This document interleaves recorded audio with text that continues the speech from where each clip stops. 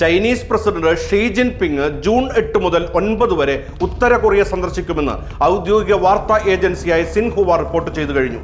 Kim Jong ഉന്നുമായി China കൂടുതൽ അടുക്കുമ്പോൾ America ഭയക്കണം. പല തീരുമാനങ്ങളും ഉത്തര കൊറിയ ഇതിനകം എടുത്തു കഴിഞ്ഞു. വെനിസ്വേലയിലെയും ഇറാനിലെയും മുൻനിര നേതാക്കളെ അമേരിക്കൻ സൈന്യം വധിച്ചതും കീഴടക്കിയതുമായ നീക്കങ്ങളിൽ കിം ജോങ് ഉന്നിന്റെ ഭരണം വലിയ ജാഗ്രതയിലാണ്. ഇത്തരമൊരു സാഹചര്യത്തെ മറികടക്കാൻ കിം ജോങ് ഉൻ ഒരുക്കിയിരിക്കുന്നത് ലോകത്തിന് തന്നെ ഇല്ലാതാക്കിയേക്കാവുന്ന തീരുമാനം. അതെ, ഉത്തര കൊറിയ ആണവ നയത്തിൽ വമ്പൻ ഭേദഗതി വരുത്തിയതായാണ് റിപ്പോർട്ട്. പരമാധികാരിയായ കിം ജോങ് ഉൻ ഏതെങ്കിലും വിദേശാക്രമണത്തിൽ കൊല്ലപ്പെടുകയോ അല്ലെങ്കിൽ അദ്ദേഹത്തിന് ഭരണം നടത്താൻ കഴിയാത്ത വിധം അപകടം സംഭവിക്കുകയോ ചെയ്താൽ ശത്രു രാജ്യങ്ങൾക്ക് നേരെ ഉത്തര കൊറിയൻ സൈന്യം തനിയെ ആണവാക്രമണം നടത്തുമെന്നാണ് ഭേദഗതി വ്യക്തമാക്കുന്നത്. 15ാം സുപ്രീം പീപ്പിൾസ് അസംബ്ലിയുടെ ആദ്യ സമ്മേളനത്തിലാണ് ഈ കടുത്ത തീരുമാനം രാജ്യം ഔദ്യോഗികമായി പാസാക്കിയതെന്നാണ് വിവരം. ദക്ഷിണ കൊറിയൻ ഇന്റലിജൻസ് ഏജൻസിയായ നാഷണൽ ഇന്റലിജൻസ് സർവീസാണ് ഈ തന്ത്രപ്രധാന വിവരങ്ങൾ പുറത്തുവിട്ടത്. പുതിയ നിയമപ്രകാരം രാജ്യത്തിന്റെ ആണവായുധങ്ങളുടെ പൂർണ്ണ നിയന്ത്രണം കിം ജോങ് ഉന്നിൽ തന്നെ നിലനിൽക്കും. എന്നാൽ അദ്ദേഹത്തെ ലക്ഷ്യമിട്ട് ശത്രുക്കൾ ആക്രമണം നടത്തിയാൽ എങ്ങനെ തിരിച്ചടിക്കണമെന്ന് പുതിയ ഭേദഗതിയിൽ ആർട്ടിക്കിൾ 3 കൃത്യമായി നിർവചിക്കുന്നുണ്ട്.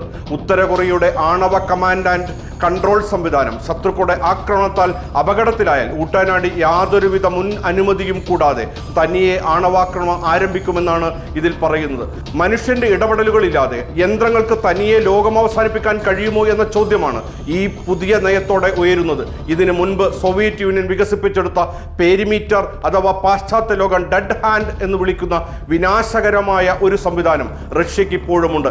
സൈനിക ഫ്രീക്വൻസികൾ, അന്തരീക്ഷ മർദ്ദം, റേഡിയേഷൻ, ഭൂചലനങ്ങൾ എന്നിവ നിരീക്ഷിക്കുന്ന ഈ സംവിധാനം റഷ്യക്ക് നേരെ ഒരു ആണവാക്രമണം നടന്നു എന്ന് തിരിച്ചറിഞ്ഞാൽ കമാൻഡ് റൂമിൽ മനുഷ്യൻ ജീവനോടെ ഇല്ലെങ്കിൽ പോലും ഭൂഗർഭ അറകളിലുള്ള റഷ്യൻ മിസൈലുകൾ തനിയെ വിക്ഷേപണ കോഡുകൾ നൽകി ശത്രു രാജ്യങ്ങളിലേക്ക് തൊടുത്തുവിടും. ചൈനയും സമാനമായ രീതിയിൽ കൃത്രിമ ബുദ്ധി ഉപയോഗിച്ച് പ്രവർത്തിക്കുന്ന മിസൈൽ വിക്ഷേപണ സംവിധാനങ്ങളെക്കുറിച്ച് ആലോചിക്കുന്നുണ്ടെന്നാണ് സൂചന.